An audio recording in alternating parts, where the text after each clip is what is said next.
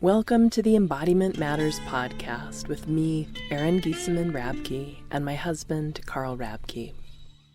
Embodiment Matters is an ongoing, rich conversation about what it really means to be embodied and why and how embodiment matters so much in our daily lives and in our modern world.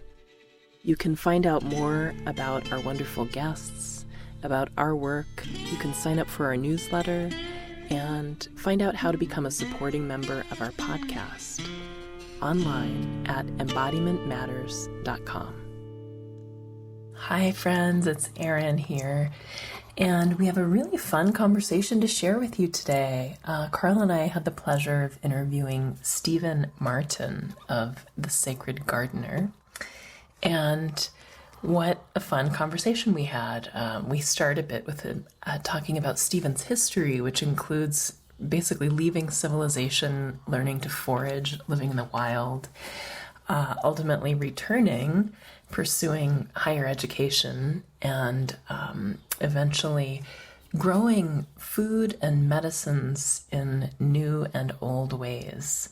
In our conversation, he offers a beautiful exercise on how to listen to plants and learn from them.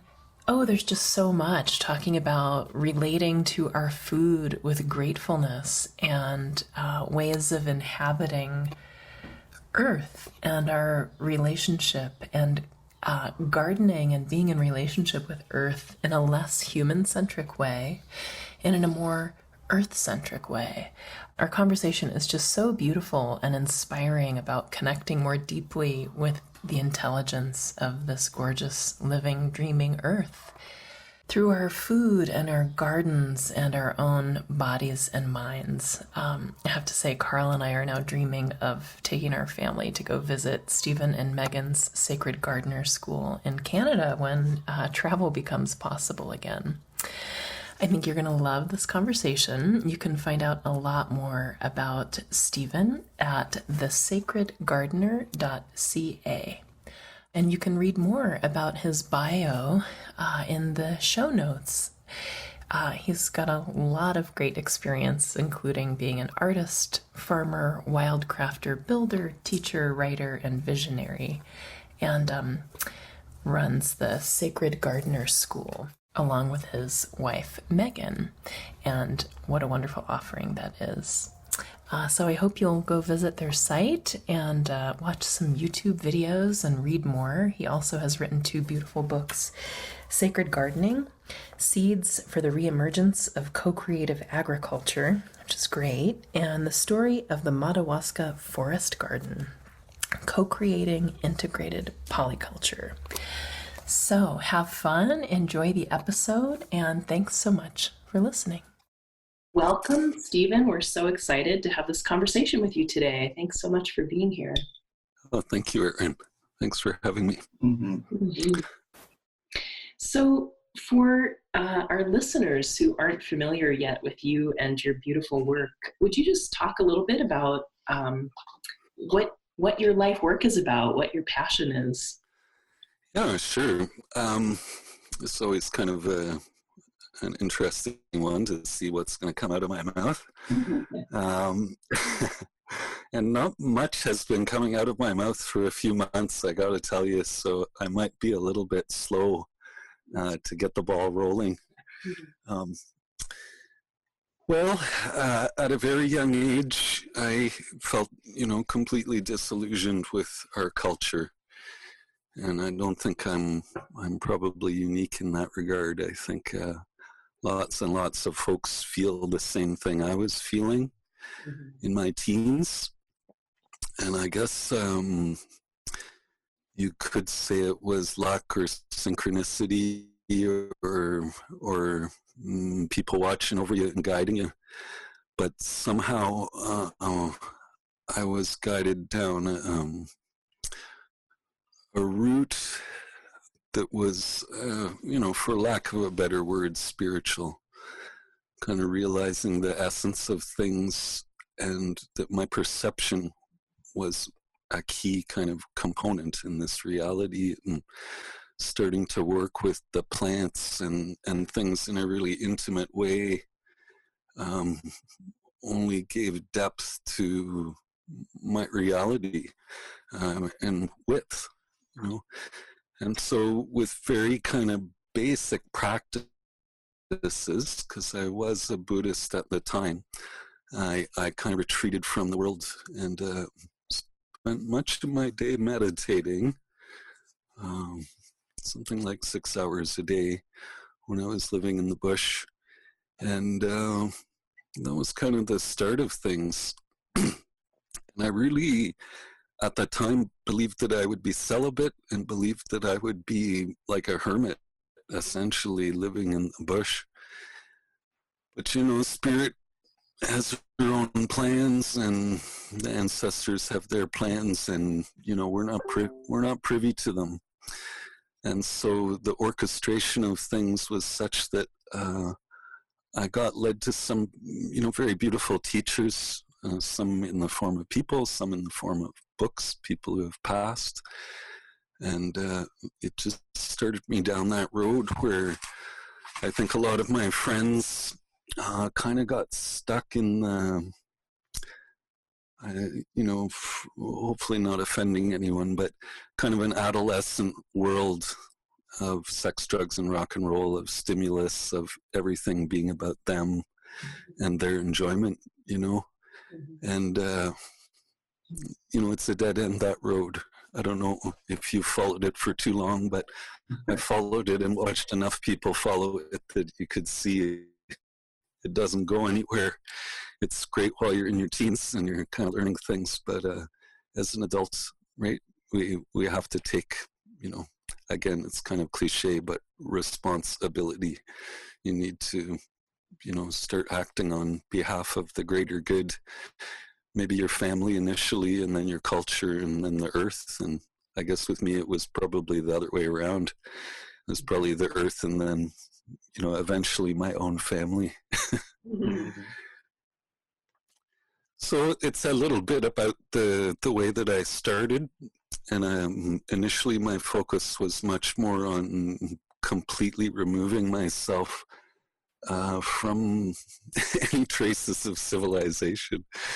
So I went and lived in the bush for more or less 4 years and learned how to forage and learned how to trap, and was basically just getting to the point where I was completely self-sufficient and autonomous from our culture. And then I started to get these dreams. And I don't know, I suppose I've talked about this on a podcast before, so I don't have to maybe elaborate too much. But the dreams, it was a woman, and she would appear to me, and it was clear she needed me. And this was a reoccurring dream. And at this point, I was celibate. And so it didn't seem like it was sexually charged or anything, but it was charged with an intensity that this person was kind of calling me out. And I think it was mostly through her that I ended up leaving the bush. And I'd been writing that whole time, just kind of writing down stuff, but it was pretty much unintelligible. And so that's where I got the idea to go to university for a few years and see if I could actually learn how to write. And that was its own trip, you know. So that's the start of the story there.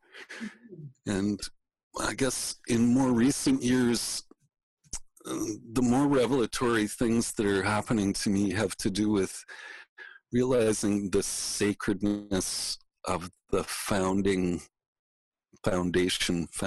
stones of our culture.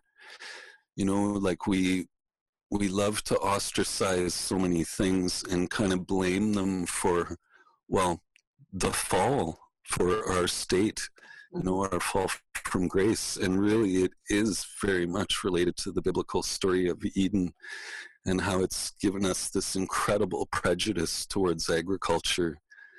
And, you know, there's a story there. It was intentional, and it's worked real good because people still believe it. I hear people who are very alternative thinkers fall back into this thing of saying somehow agriculture was our end of connection, with nature, or various things, that somehow it was the end of our happy time or something, and nothing could be further from the truth.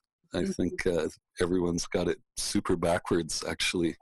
But it's understandable, because when you look at agriculture now and the mess that's happening, to see back to the roots, to see the sacredness of this thing, to see that it is in fact a divine gift that was given to us and that is still sustaining us, and without which we could not exist.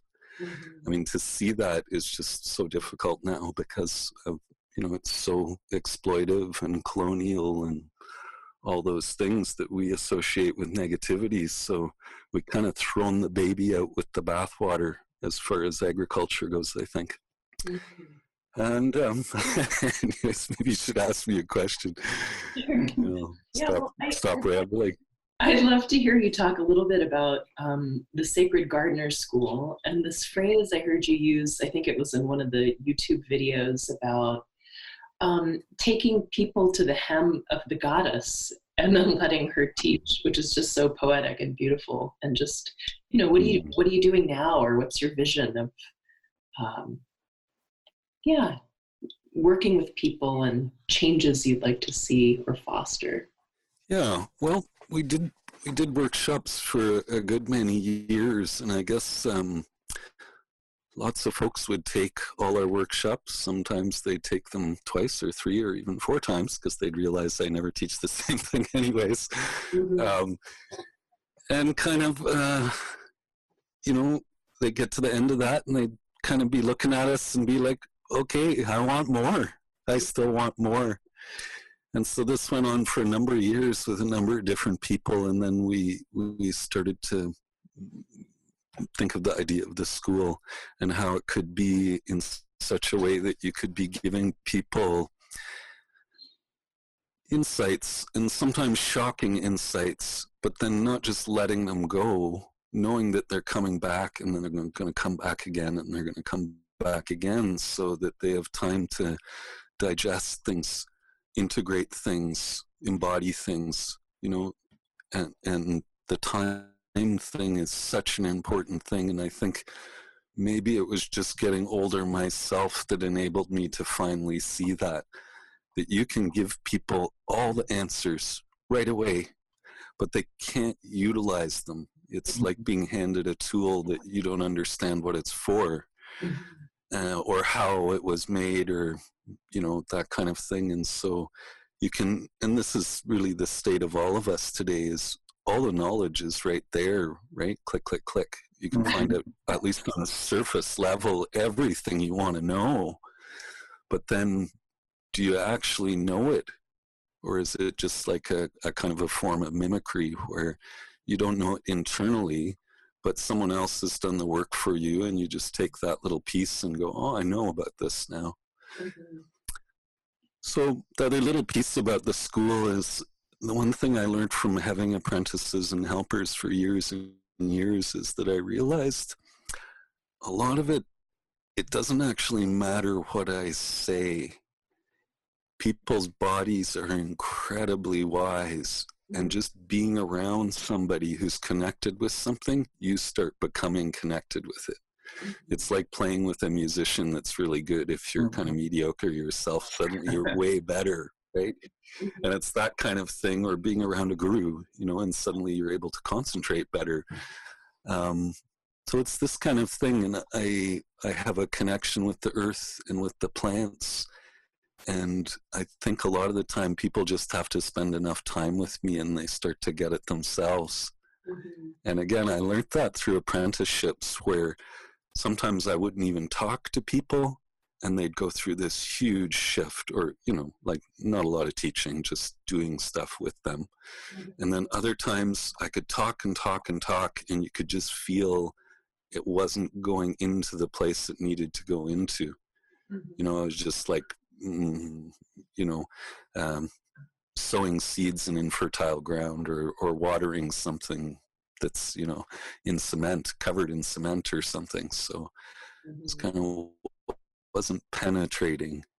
So those are kind of the basis of how the school started. And then just realizing that, the earth is this incredible teacher. So every day is a new teaching, right? The way she unfolds the spring or folds back up in the fall or the summer or the winter, the beauty of every day, what the animals are doing, what the birds are doing, what everything is doing is this beautiful teaching. And of course, spring is the introduction. It sounds so obvious and stupid, but it's the introduction into thinking about things too.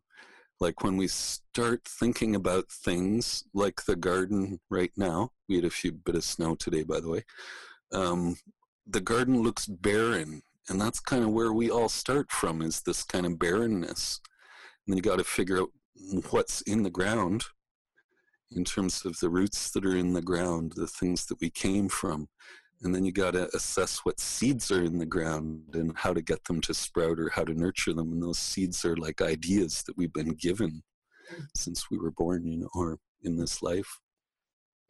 So as the roots and the seeds germinate and everything grows in the garden is exactly equivalent to our spiritual growth. And in olden times, like in, pre-biblical times with Greeks and with other cultures, almost all spiritual development was spoken of in agricultural terms, in terms of plants, And it's still heavily in our language when you think of somebody flowering, coming into that age where they're flowering, or, coming into their older age where they're setting seeds that they can pass on. And it's quite a beautiful thing. So the garden and the earth and these things, they do all the teaching for me. They give me all the cues, Without them, I wouldn't be able to do the same thing that I do with folks, Yeah, Stephen, I'm wondering if you could talk a little bit more. You alluded to it briefly, but around the embodiment piece, because it seems there's such a connection between how people are with their own embodiment and how they are with the living earth, and the pattern of sort of domination versus reciprocity. Yeah, I think it's a huge, huge thing to embody, your philosophy, right? Because you can learn stuff intellectually, and that's kind of what I was referring to easier. It's easy. You can come along, you can read somebody's book or watch a video or something and kind of go, okay, I'm going to take that. I see what you're saying. I agree. I'm going to take that for myself. But because it's not actually yours, it won't be embodied. Right. Now, I'm not saying you can't embody it. Over time, somehow incrementally, it can kind of trickle into your being if you're doing the right actions. But I'm really fascinated with this embodiment thing too. Like, I notice people have an extremely hard time dealing with me because I teach a lot of very basic hands-on agricultural stuff. Now, it has another level to it, but on the one hand, I'm just teaching agriculture. And then you start talking about philosophies and reality and different kind of, what's been associated with spiritual teaching traditionally, not agriculture.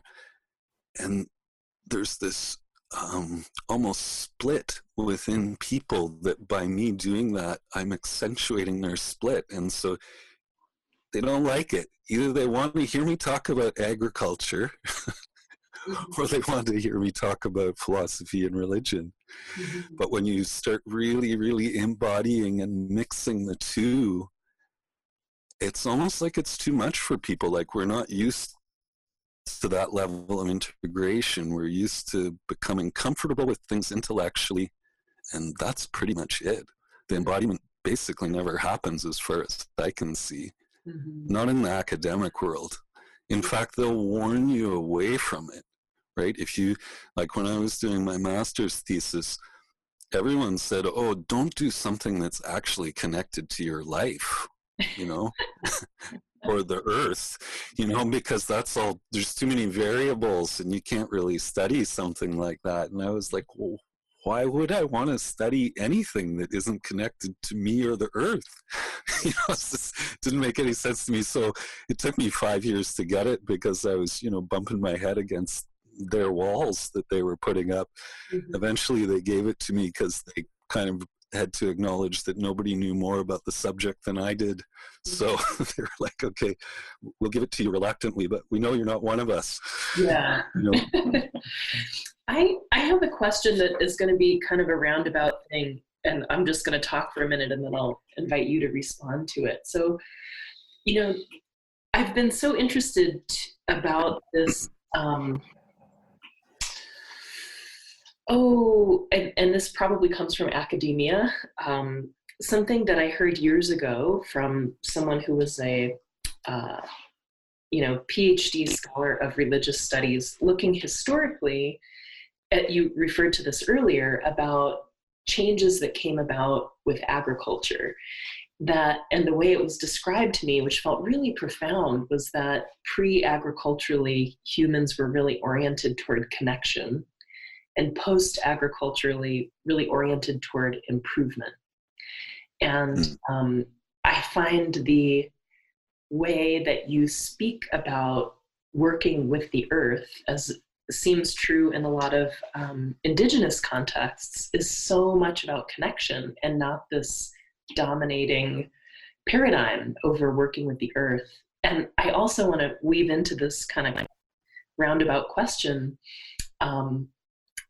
We have in recent years been excited to learn about permaculture because it seems rooted in, to some degree, working with the earth. And you differentiate what you do from permaculture as it's wildculturing, right? Even still a little less human-centric, maybe, and in this beautiful pattern of connection and reciprocity. And I'd just love to hear you respond and anything you want to say about that and how that, Sure.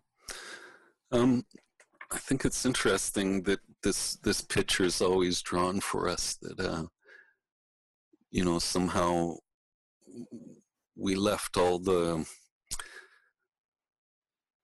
knowledge, the local knowledge of plants and deities and all that kind of thing behind when we started agriculture. Mm-hmm. And I kind of would put out there for these folks, and because I regularly, somewhat regularly, have confrontations about these things generally with PhD, with people who are highly educated and they absolutely convinced they know about our ancient history, and they talk about it in such a way as though they could know about it, right? Mm-hmm. But what I'm saying with agriculture in particular is that I've lived a full spectrum of it. I was a forager before I was an agrarian. Mm-hmm. So I went through the exact changes that our culture went through. And again, the reason I'm agricultural now, as opposed to just foraging and hunting for all my food, is to preserve the wild. It's to honor her. We can't all go out and start foraging and hunting. This is not going to work for sure. When I was a forager, I foraged over 100 square miles, 10 by 10 miles. It's not that big of a space, but that's what one person needed. Mm. Right? So think about it, what could have the goddess of the wild given us to help us and to help her? And of course, the answer is agriculture. Mm-hmm. It meant we could stay out of her spaces and be in her own spaces more. But the level of intimacy with the earth and with the plants is still absolutely necessary, just like when you were a forager or a hunter. Mm-hmm. To do it well, And I know we've learned all these agricultural tricks, so it doesn't seem like you have to be as connected, but you do. And the result of it is actually this giving up of space to the wild. And then the thing that I talk about, and I differentiate a lot with what I'm teaching compared to permaculture, is I'm not interested in permanence at all. I want the land to succeed back into wildness, and that this constant give and take is part of this cycle. When we hold anything in some kind of place of permanence, you're essentially killing the spirit of it. And it's not something, you know, we're so obsessed with annuals and annual forms of agriculture that this idea of kind of nurturing the wildness while we're doing that is completely alien to most people. But it's as simple as just really knowing your land. So like right now, there's little plants that are smaller than a 1/4 inch, you know, like maybe 1/8 of an inch, and their leaves are a 1/16 of an inch. I know what each one of those plants is. And if I'm digging through my garden kind of selectively for, you know, me trying to get a little grass out or some motherwort or something that I already have lots of and I don't want in there, I'll be really careful to, you know, miss that little patch of amaranth or this little patch. And then I'm tending to it the whole time that I'm gardening. So at the same time as I'm tending to my domestic plants, I'm tending in a big way to the wildness that's in the earth that I'm not tilling intentionally, so those ecologies can still be functional. I'm tending to the volunteer plants that are also wild. And by gardening, I'm tending to the unseeded wilderness, the wilderness that hasn't been claimed yet. I don't have to claim it because I got enough food coming out of my garden now that I don't have to be muddling around with all these pristine, beautiful places. You know, and I think this illness that's going around, this thing that's going on, completely has to do with us meddling with wild places where we shouldn't be meddling, you know, and then, you know, things like this happen. And what's happening is the Earth's most gentle, compassionate possible response to us and our ignorance. And so, far from thinking that this is a bad thing, I think it's a good thing. I'm sorry, and I know it's probably upset a lot of people, but the Earth is being incredibly gentle and generous with us in her teachings. And so, you know, you have things like 9/11, and you have things like that underground, underwater oil thing that blew in the Gulf of Mexico there that was spewing out oil for like 2 years or something. These are all gentle reminders for us to get it together. And then this is just one little step further. But what a gentle thing. Like this could have been an actual plague or something, right? I'm sure we got it coming. But there's gentleness. We're being given a chance. We're being given chances over and over and over again. Yeah. Stephen, I'm wondering if you use this word intimacy quite often in terms of relating to the garden and the living world. And I'm wondering if you could speak a little bit to that, and maybe for someone who's not familiar with your work, like what are some ways of deepening the sense of intimacy in how one engages with their garden or living surroundings? Yeah, I mean, it's a great question. And I do think intimacy is such a key thing, right? I mean, it's like in any relationship with any other human or animal or anything. If you don't have that intimacy there, I'm not even sure you can call it a real relationship. Now, in terms of things you can do to feel that, this is another one of those real tricky things, because there's nothing contrived you can do to really feel that. I mean, if we think about other people and how to be intimate with other people, what prevents us is our own guardedness. Intimacy is the natural reality that we should all be experiencing with everything around us. But we've all grown up with a very, very different idea around what's alive, what's animate, what's conscious, and all that stuff. So people would say, oh, well, there's no need for intimacy with a rock or the earth or this plant because they don't have that kind of consciousness. But of course they do in fact have that kind of consciousness. And the more you kind of objectively override those feelings that you might be having, the chance of intimacy just slips away. I guess, again, just thinking about things in terms of other people, that plants and people are the same. And if you think about other people, if we have airs of superiority, if we're angry, if we have a serious agenda, if, any number of things, and that will bypass any possibility of intimacy. Mm-hmm. And so when we come to the earth, we have such an incredible superiority that it's kind of hopeless. So, what I do in the class, one of the things I do is I bring people into an emotional place. So they're feeling their emotional body, right?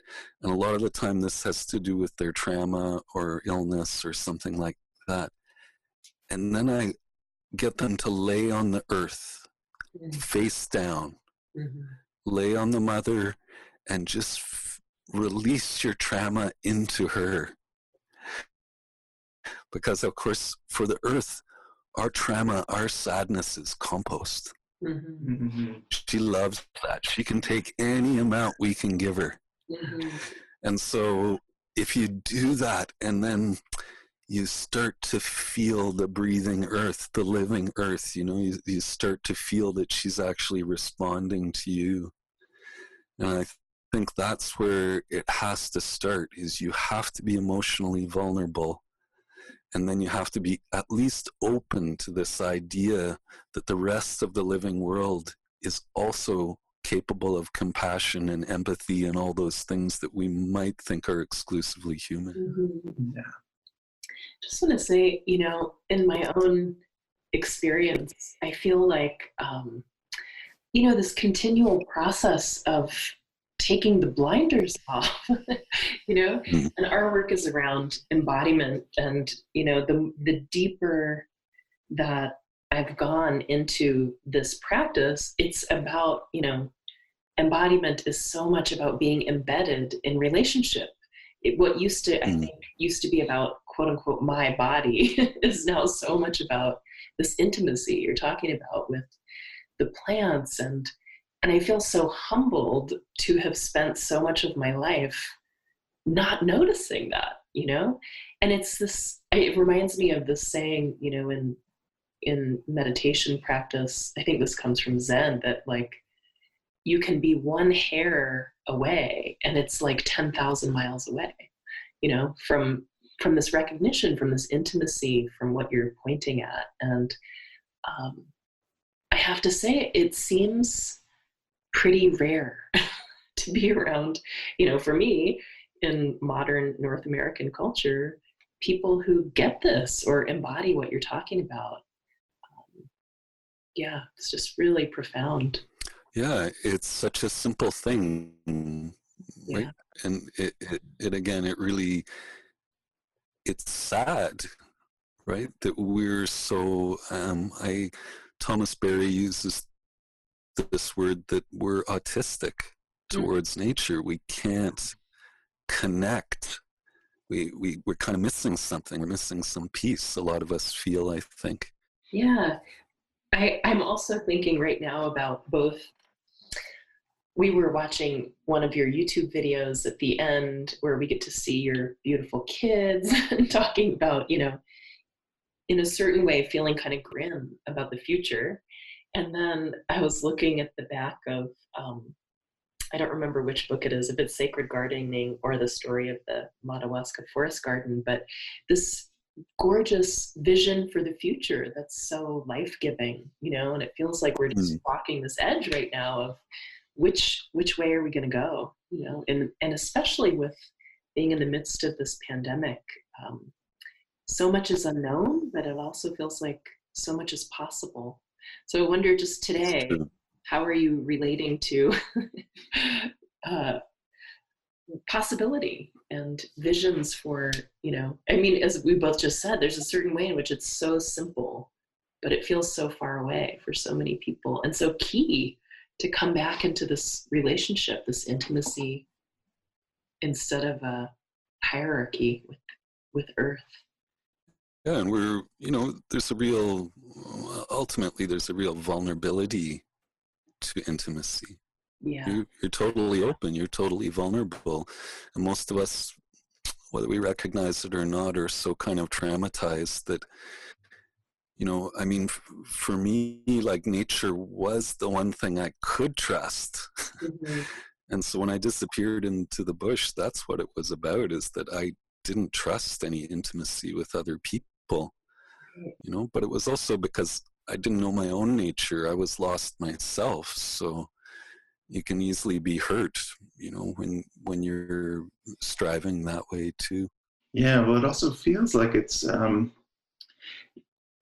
that lack of sensitivity is something that's layered on an intrinsic recognition. So that capacity to be intimate and recognize the aliveness is something that's there in all of us under the surface. And what does it take, whether it's plant medicine or meditation, something that peels away that layer of forgetting to get like, oh, of course, we're embedded in this rich field of belonging. Yeah, nice phrase. I'm curious. I'm just imagining if folks are listening to this and say they're, living in a high rise in a big city, as a lot of people do, Yeah. Do you think about them or ways of fostering this kind of intimacy and relationship if you're not, it looks like you're on such gorgeous open land, and we do a lot of gardening and intimacy with our place, and we're on less than half an acre in the city, but we have mountains nearby, and do spend a lot of time in the wilderness. But I know that's not the case for a lot of people. So what would you say or invite from people who are, really urban living? Yeah, it's a really hard one. A lot of my students are very urban. I kind of, one of the books, I can't remember what it's called. It was one of his later books by Tom Brown, and it was something about urban or city wildness. And I essentially what he was kind of saying is there's wildness everywhere, and this is kind of what I'm reiterating, is that even if it's in the cracks of the sidewalk, right? Maybe not on the 20th floor of, an apartment building, there might not be wildness, but on the earth, everywhere there's wildness, because she's always trying to reclaim her space. When I used to teach at college, the whole first day I just spent in the parking lot, talking about the plants that were breaking up the parking lot and looking at all the edible and medicinal plants in the parking lot. Like, they're all expecting me to take them out into the bush. And I'm like, okay, we're just going to be in the parking lot today. That's awesome. So that's, I guess, kind of my answer, is that intimacy that opens a door into that other feeling sentient universe can be any size. So it can be little cinquefoil or plantain or something growing in a crack. And if you spend the time and you give yourself to that plant, then the trip you can receive from that can be just like going into some wild, pristine place or something. It just might take a bit more work. in that sense. Like if you go into the wilderness or you're surrounded like I am, you don't have to look for it. You're inside it, right? Whereas in the city, it's a little bit harder. But also when you think about storms and things like that, and when they do hit the city, and how exhilarating it is when you feel the largeness of nature and the power of nature, and you really realize, right, we are still just these very little fragile, tentative beings, and for most people, their whole life is human. So this is news to them and kind of frightening, but if you've kind of lived in the wilderness like I have as long, it's not news to me. I know that we're just a little part of this earth. And, we've got a huge population, so it's kind of hard to grasp, but we're actually not that important in the big scheme of things, the way I see it. When you speak about, a plantain or say dandelion or whatever coming up in a crack, or being intimate with a garden or wilderness, giving yourself to the plant or listening to the earth as the teacher. I feel like I have beginning and very profound experiences of that. I know you have a lot more and teach about that. How do you invite people into that relationship? Like, what is it to listen to a plant or the earth as a teacher? How do you do that? Well, in the third session of the school, we talk a lot about healing and working with the herbs. And so, it is what people are comfortable, and that's probably why I came up with it. But there is, in a sense, an exercise that I have people do. And I don't know if it really serves much to tell you about it, but you're using your intuition to first draw you to a particular plant, and then through an honoring, so you kneel in front of the plant, you kneel down, and like our body posture, I mean, you guys are all into embodiment, so you probably know more about this than I do, but our body posture speaks to the spirits and the earth around us. How you're sitting. So if you sit cross-legged or lotus position or something, this is a very passive position.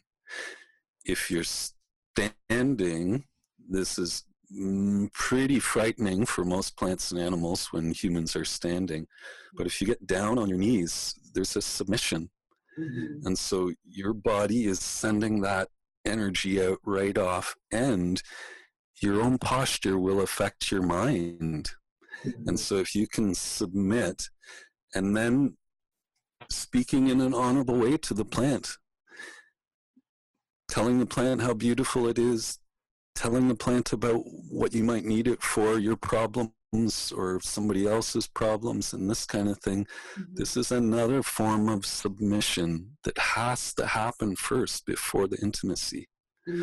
So I think that probably give you a good idea of just kind of how I can set it up. And if you're all super superior, you try talking to a plant, right? You won't be able to do it. You have to get yourself into the right place to be able to do it in an honorable way, you know? Yeah, it also seems like there's some element of regret or repair, you know, to acknowledge, wow, maybe I've lived 30 or 40 years without recognizing your aliveness, you know, the same way you would do with another human. Yeah, it's true, except for the plants are infinitely forgiving, and they have no memory. No, I am serious though. In my experience, it's like, this is largely true with animals too, where they don't hold a grudge, you know, like, yeah, you messed up for sure. You've been ignorant this whole time, and your forgiveness and acknowledgement of that, as you said, is important for you. Yeah. But I don't know if the plant really cares. It's in the moment. All it's requiring is for you to be fully in the moment. And in fact, if you're dwelling on your ineptness or whatever, you can miss the moment again, right? Yeah. Focusing too much on beating yourself up or whatever. I'm thinking right now of, and I can't remember which book. You say they're twins, so I've got the twins mixed up with each other. But in one of your books, in the beginning, basically, you're saying, to approach this way of being, this, sacred gardening or this kind of intimacy with earth. Basically, you have to completely change your consciousness. It's like decolonizing modern consciousness. That's not a small project. And it's not quick either, and it feels so important to recognize the waters we're swimming in that we're often completely unaware of because they're just common and considered normal, For sure. And we put so much into forgetting them, Right. Because really it's hugely uncomfortable to realize you're in such a place of, solitude and ignorance. Like you're just really on your own and in a sense kind of trapped until somebody else comes along, or as you mentioned too, the plants, like psychoactive plants have been used by most cultures on the planet, and it's for a good reason. Mm-hmm. It was to always bring them back, bring them back to the earth, bring them back to reality. Mm-hmm. I mean, it's so funny that these plants have become associated with people in La La Land or whatever, but it's actually quite the opposite, right? They don't let you be in La La Land. They bring you right back to the earth and the moment and what's happening. And it was hugely important in my own evolution, those plants. But again, so easy to abuse, like we're such gluttons for our own enjoyment and our own pleasure that, you do something like that and you have a good time and then you just want to do it again or something, right? But that's not really what's supposed to be happening. They're teachers and you're supposed to learn from them and then integrate, learn to embody, learn to integrate what you saw on your trip or what you felt or whatever. And that can take decades, just to embody what you learned on one trip. Yeah. So kind of like what you were saying, Aaron, about how huge, monumental of a task this is. Mm-hmm.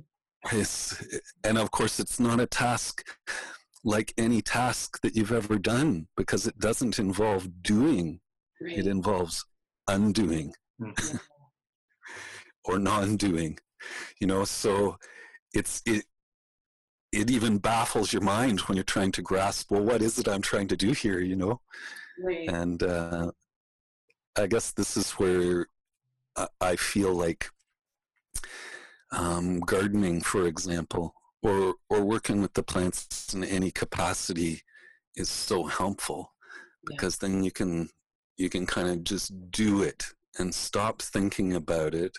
And then when your prejudices arise, hopefully you can recognize them. Right. So if like you're doing an offering, say, before you're going to take a plant's life, and you can feel you're distracted or you're not actually able to do that in a real kind of way or something, then that's a huge teaching. Right. And so you didn't make it to the intimacy, but at least you recognized, like, oh wow, I'm super blocked here, as opposed to, as you said, I think most people are pretty oblivious to all this stuff.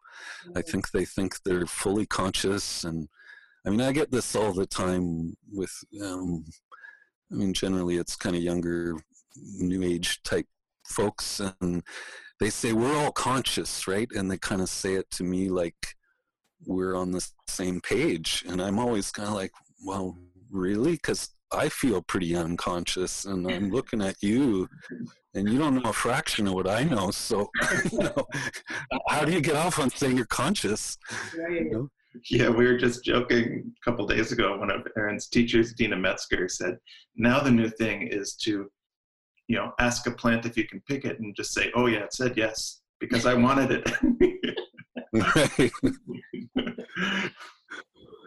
Yeah, for sure. Yeah. You have to be willing to listen. And, you know, I always tell this story because it was a pretty extreme example. I usually do my offerings and my askings before we leave the farm, because I know exactly the patch we're going to and where, and I can connect with it.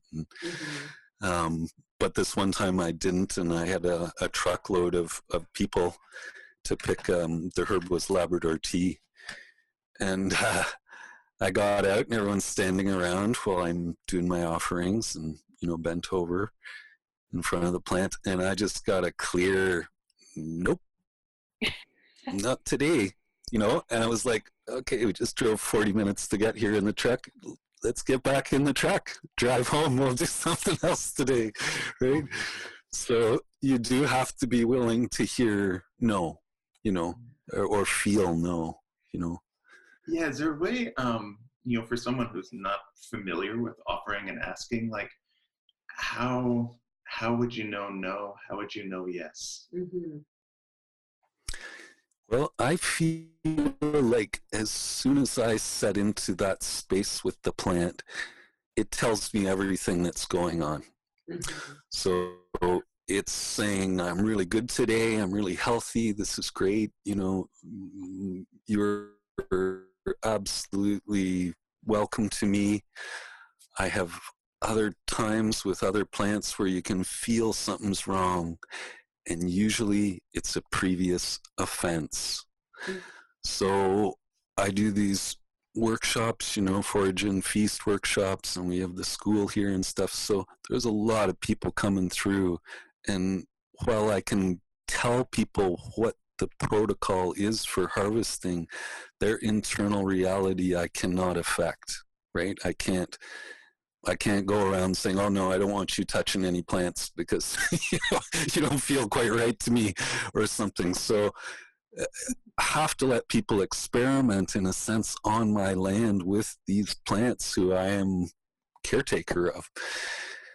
And so sometimes the next year or the next month or, you know, maybe the next week, I come to harvest some plants where a class has been, and I get a full, like, I've been raped, essentially. Like, you're not going to touch me. I'm in a total place of trauma, you know, from the last time you brought a whole bunch of people in here or something. So that's mostly the only time I get a no, because again, plants are connected in a different way than us. So something like death doesn't exist for them. Mm-hmm. There's no life or death. There's only the moment and what feels right.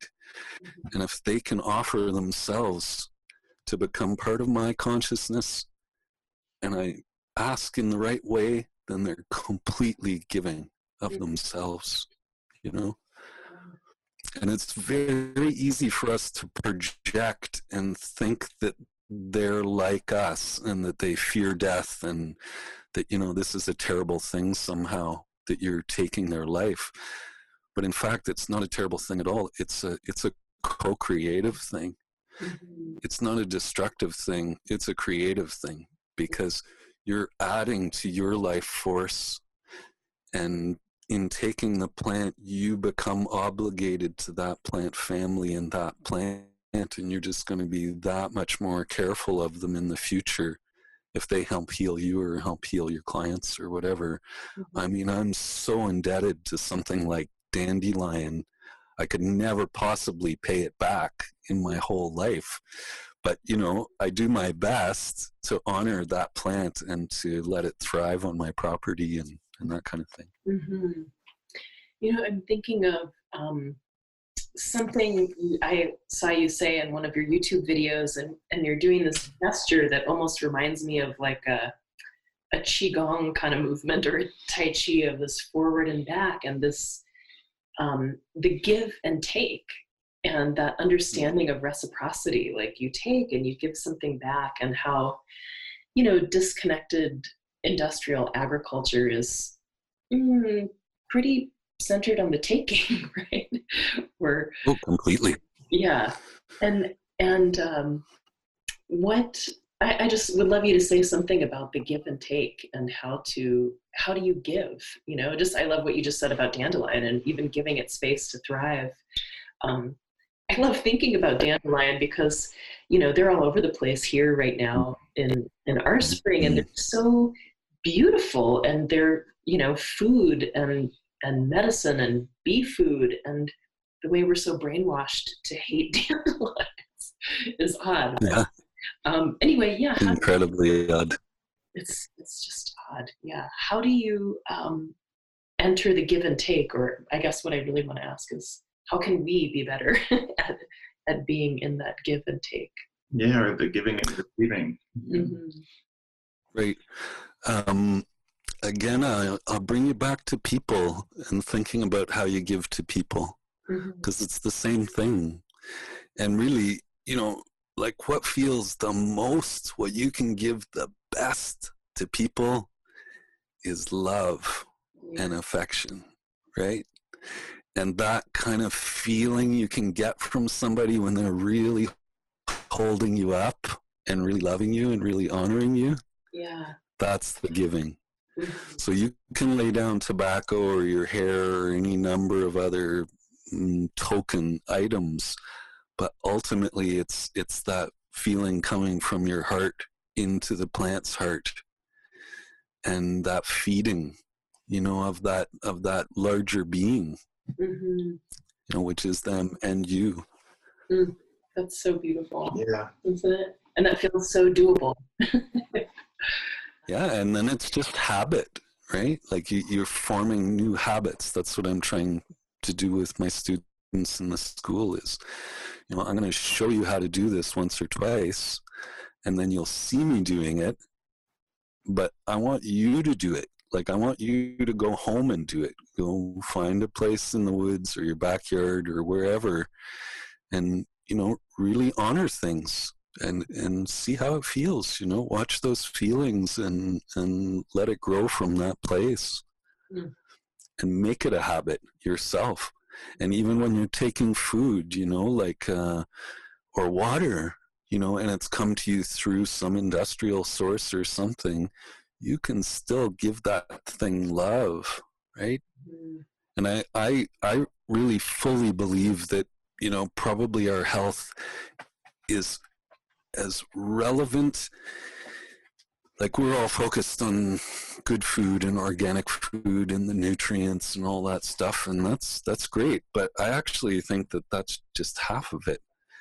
I think if we actually loved our food before we ate it, you could, and again, don't quote me on this, but you could probably be eating McDonald's or anything and you would be fine. You would be totally healthy person, because you kind of alchemize the impurities out of it, and your body just draws the real goods from it, and I think, again, like that habit of gratefulness is really something that we can all foster. Helps us so much, Yeah, agree wholeheartedly with that. It's just gorgeous.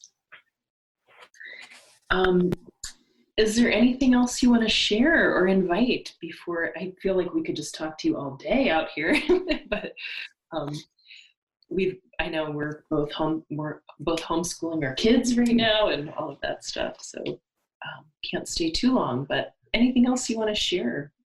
Yeah, or maybe even like as we're in this pandemic place, and any kind of a vision or aspiration you would have for where we might move as a culture. Well, it's interesting that you brought up that chapter. I think it's in the Sacred Gardener. I guess I should know, But about the vision for the future, because that feels so close to doable now because of this pandemic. If you had read that a year ago before this was going on, it would be like, whoa, that's some kind of pie in the sky, reality or whatever that he's evoking there. But then you can see the edge of it with this so clearly. and the beauty of what's happened with, skies clearing and rivers clearing and, like all these examples, and I can feel it. I swear to God that the maple trees were happier this year than they've been in 20 years when I was doing my sugaring, which I just finished like a week ago or something. I can feel it. You can feel it with everything, that there's a bit of a, okay, you guys are calming down. Because that's all we have to do is just not go out so much, not buy so much, and this could happen, and we could have social life too. So it is, I think it's a really good thing. The other thing that I would really put out there and that I teach about healing is that our illness comes to us as a healer. It is the specific type of pathogen that we need to balance something that's become imbalanced. And so as a larger body, this is exactly what humanity needs right now. This is exactly what we need. It's not something that accidentally happened or that somehow shouldn't be happening or is bad. It's exactly what we need. It's part of this unfolding of our consciousness, is that you do get ill in order to get better than you were before you got ill. So, I put that out to everybody, is really like, we're all being given beautiful lessons here. Let's take them and do something with them, It's just beautiful. I relate to that so much in the kind of work we do with folks around, injury or back pain. And I'm thinking of both myself and many people we've worked with who end up saying, I'm so grateful that happened to me, because it, completely reoriented my life. When we come to it as a learner, And then also doesn't diminish the challenge and the suffering and the difficulty of it. But when we can really take it in as an invitation to be in a different relationship with the world. Well, for sure, because we just assume that our discomfort or suffering is a bad thing. But in fact, not usually, Yeah. It's so wonderful to talk with you. Thank you so much. Yeah, thank you, Stephen. It's a real pleasure to speak with you. You're welcome. You're welcome. You're welcome. Thank you so much. Thank you so much for listening. We hope you enjoyed the conversation.